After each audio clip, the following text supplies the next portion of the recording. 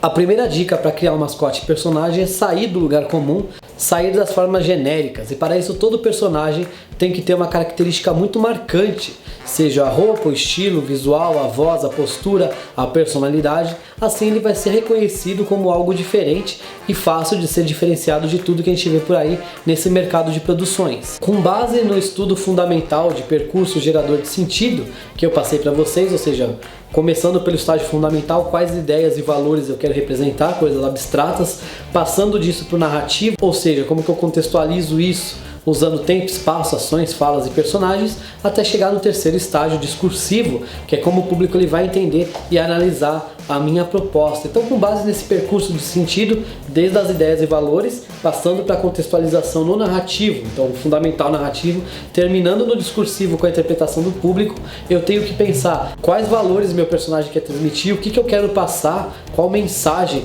qual sentimento eu quero passar com essa caracterização do meu personagem, com a sua história de vida, seu roteiro, seus traços, seus detalhes, características e sua personalidade.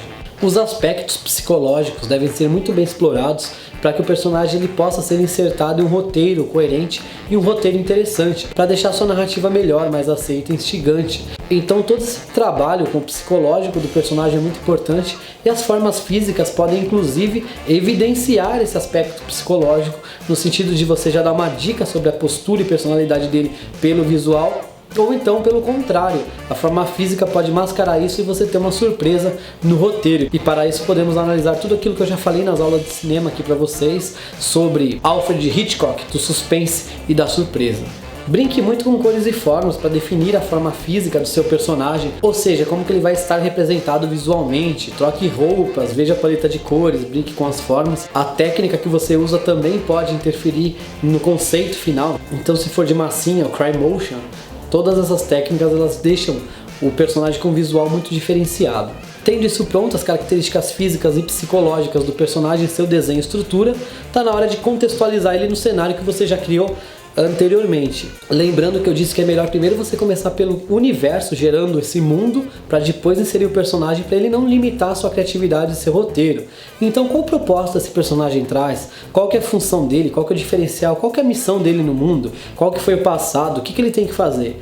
A partir disso, os personagens estando pronto, você contextualiza ele nesse cenário e dessa forma você começa a construir sua narrativa com tempo, espaço, personagem, cena, ação, diálogo, fala. Para testar roteiros, pense no storyboard, aqueles estilos de história em quadrinho, que isso vai facilitar muito para você pensar como que a história ela vai se apresentar no aspecto final visualmente, como que vão ser as sequências de cenas, interseções, como que será a posição de câmera. Lembrando que você pode considerar como posição de câmera não filme, foi filmado com uma câmera, mas por qual ângulo você fez o desenho, e para isso a gente leva em consideração todos aqueles ângulos de câmera que eu já ensinei para vocês, plangé, contra plangé, que é a câmera alta, baixa, movimentos de câmera, tilt, panorâmica, enfim, considere tudo isso quando você for esboçar sua cena, sua história ou sua cutscene do game mesmo. Isso também se aplica a jogos, afinal, como eu disse, os jogos estão cada vez mais próximos do cinema, eles têm diretores, têm coloristas, foquistas e tudo mais. Pense em outros elementos que identificam seu personagem, como o logo dele, o famoso Z do Zorro, causa uma identificação, ou alguns jargões, algumas frases que eles sempre dizem, como ao infinito e além. Prepare-se para encrenca. É hora de morfar pelos poderes de Grayskull. O que é, velhinho? Por hoje é só, pessoal. Não, por hoje não é só não. Só estava dando alguns exemplos de jargões. Então, visto isso, vamos continuar. Visto que os cenários são os ambientes de interação entre os personagens, isso deve ser muito bem feito e explorado. Eu falei primeiro no contexto do mundo, do universo, as características, e o outro passo é prestar atenção nos detalhes dos desenhos dos cenários, para ficar algo bem forte, visualmente marcante, te dando várias possibilidades e oportunidades de interação desses personagens. O cenário pode ser uma cidade, uma floresta, um local mágico, imaginário, outro planeta, assim como os estilos de personagens diferem, os cenários também, para acompanhar sempre esse contexto, esse roteiro.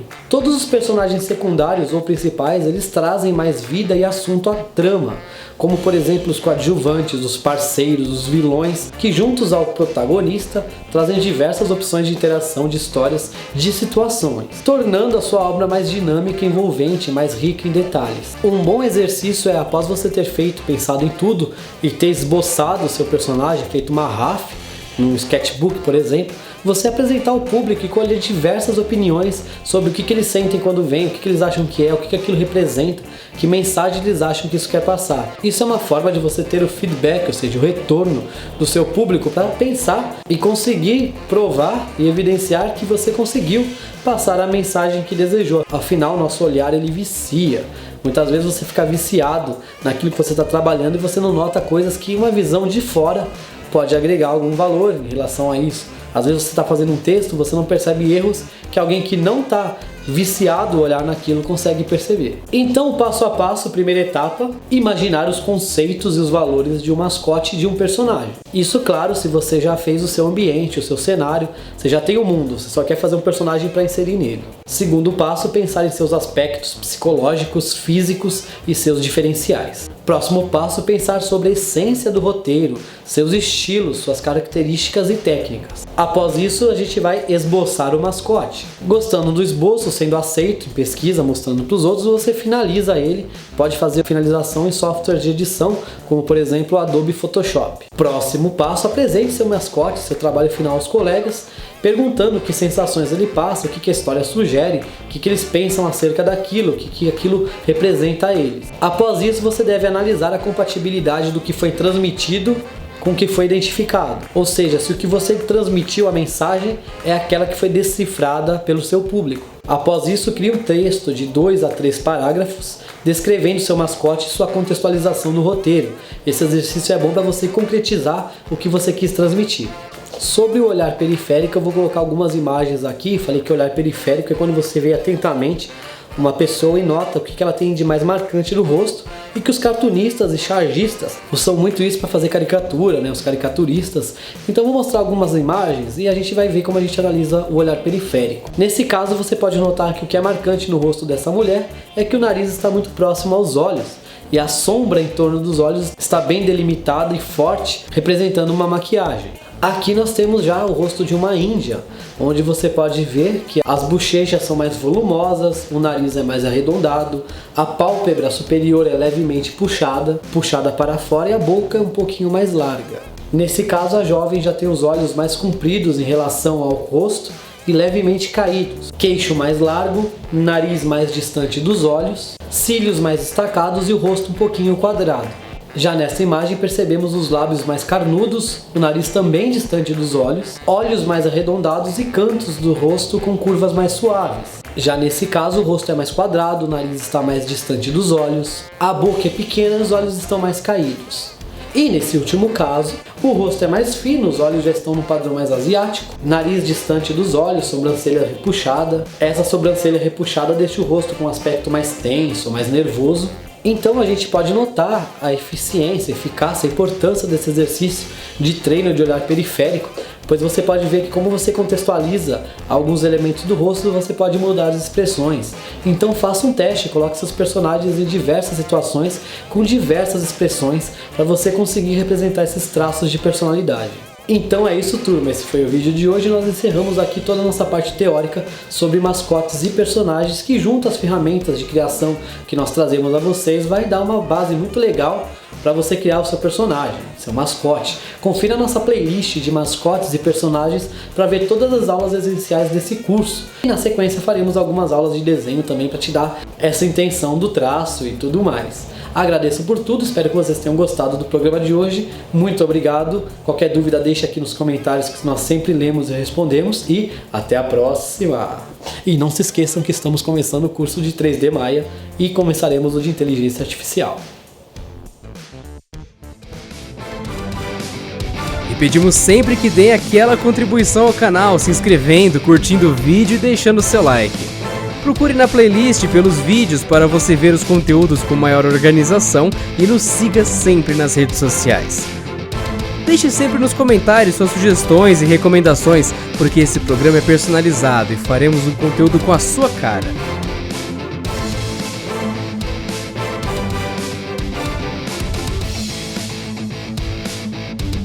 Canal Destec, o canal mais diversificado da internet.